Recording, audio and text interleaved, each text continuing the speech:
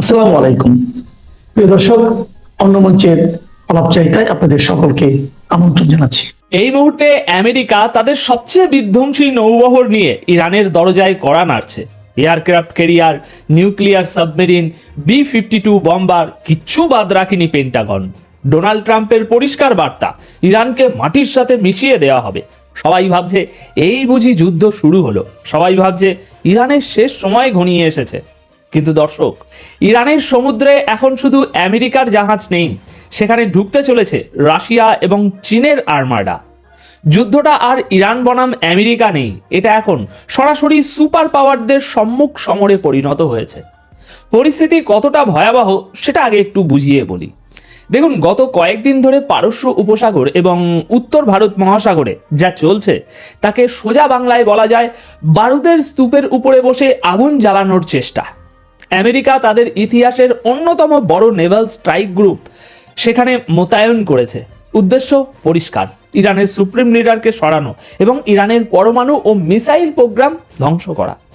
কিন্তু ইরান চুপ করে বসে নেই। তারা জানে একা আমেরিকার সাথে পাল্লা দেওয়া কঠিন, তাই তারা তাদের সবচেয়ে শক্তিশালী দুই বন্ধু রাশিয়া এবং চীনকে আমন্ত্রণ জানিয়েছে।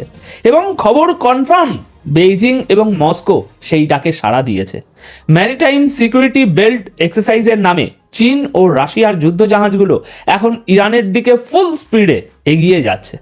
তাহলে ভাবুন একবার দৃশ্যটা, একদিকে আমেরিকার রণতরী, ঠিক তার উল্টো দিকেই রাশিয়া আর চীনের যুদ্ধজাহাজ, মাঝখানে ইরান। পৃথিবীর ইতিহাসে এমন ডেঞ্জারাস ফেস অফ আমরা খুব কমই দেখেছি।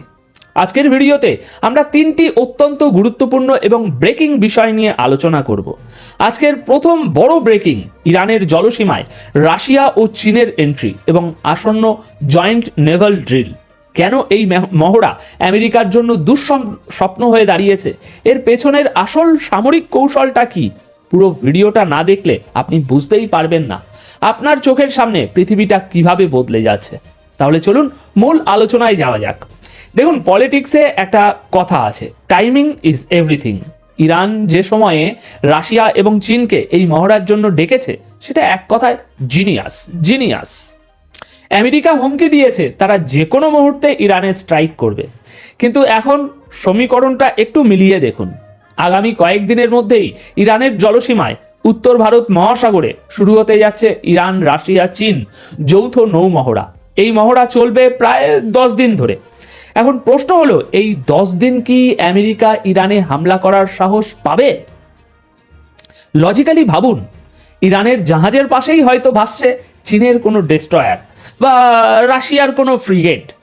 আমেরিকা যদি মিসাইল ছোড়ে এবং ভুল করেও যদি সেই মিসাইল কোনো রাশিয়ান বা চাইনিজ জাহাজে আঘাত করে, তাহলে কি হবে? সেটা আর ইরান যুদ্ধ থাকবে না, সেটা সরাসরি আমেরিকা বনাম রাশিয়া কিংবা আমেরিকা বনাম চীনের যুদ্ধে পরিণত হবে। আর আমেরিকা এই মুহূর্তে দুই ফ্রন্টে যুদ্ধ করার মতো অবস্থায় নেই। ইরান মূলত রাশিয়া এবং চীনকে হিউম্যান শিল্ড বা বলা ভালো সুপার পাওয়ার শিল্ড হিসাবে ব্যবহার করছে। তারা আমেরিকাকে একটা চেক বক্সে ফেলে দিয়েছে। আমেরিকা যদি হামলা না করে তবে ট্রাম্প প্রশাসন দুর্বল প্রমাণিত হবে, আর যদি হামলা করে তবে তৃতীয় বিশ্বযুদ্ধের ঝুঁকি নেবে। আর একটা বিষয় লক্ষ্য করুন, এই মহড়ার সময় রাশিয়া এবং চীন শুধু যুদ্ধজাহাজ নিয়ে আসছে না, তারা নিয়ে আসছে তাদের অত্যাধুনিক ট্রাফিং সিস্টেম, র্যাডার এবং ইলেকট্রনিক ওয়ারফেয়ার ইকুইপমেন্ট। আমেরিকার F-35 জেটগুলো আকাশে উড়বে, আর নিচে বসে চীন ও রাশিয়ার র্যাডারগুলো সেগুলোর সিগনেচার হয় না, সেই সিগনেচার ট্র্যাক করবে।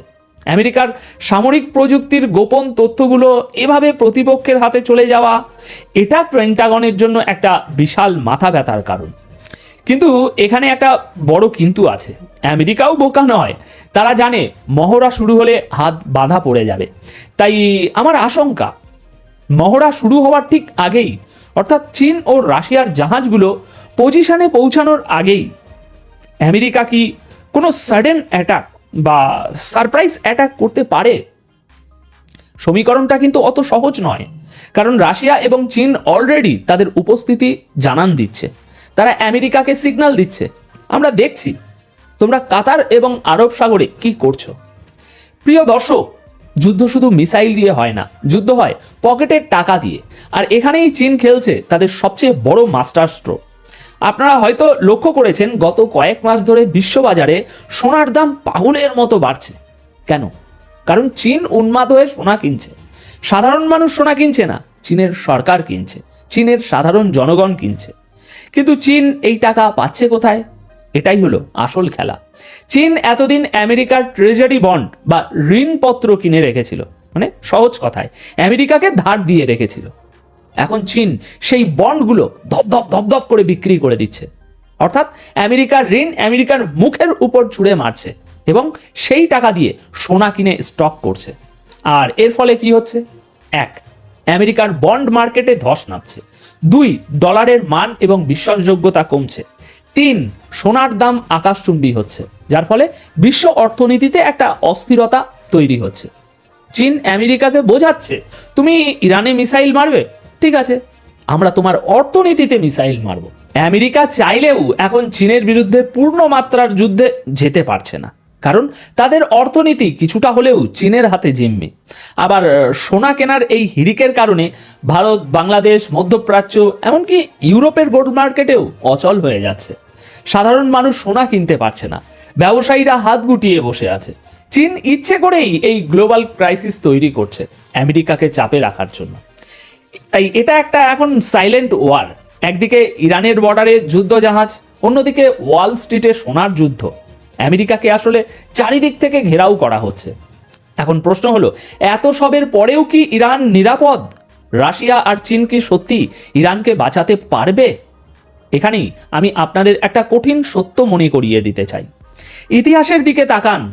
আচ্ছা, বেশি ইতিহাসে যাওয়ার দরকার নেই। সম্প্রতি ভেনিজুয়েলার নিকোলাস মাদুরোর কথা মনে আছে? ভেনিজুয়েলাতেও রাশিয়ার সমর্থন ছিল, কিন্তু আমেরিকা মাদুরোকে একেবারে ফিল্মি কায়দায় তুলে নিয়ে গিয়েছিল। কিভাবে?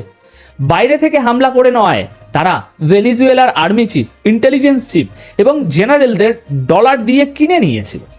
যখন দেশের সেনাপতি, গোয়েন্দা প্রধান বা জেনারেলরা বিক্রি হয়ে যায়, তখন বন্ধু হিসাবে রাশিয়া বা চীন যতই শক্তিশালী হোক না কেন, তারা আপনাকে বাঁচাতে পারবে না। তাই ইরানের জন্য এখন সবচেয়ে বড় হুমকি আমেরিকার মিসাইল নয়, ইরানের জন্য সবচেয়ে বড় হুমকি হলো তেহরানের ভিতরে লুকিয়ে থাকা মির্জাফররা। আমেরিকা যদি ইরানের টপ লেভেল জেনারেলদের কিনে নিতে পারে একবার, যদি রেভলিউশনারি গার্ডের ভিতর ফাটল ধরাতে পারে, তবে এই মহড়া দিয়ে বিশেষ কোনো লাভ হবে না। রাশিয়া এবং চীন ইরানকে বার্তা দিয়ে দিয়েছে, দেখো আমরা আমাদের জাহাজ পাঠাচ্ছি, আমরা আমেরিকাকে সমুদ্রে আটকে রাখবো, কিন্তু তোমার ঘরের ভিতরের যে শত্রু বিভীষণ, সেটাকে শায়েস্তা করার দায়িত্ব তোমার।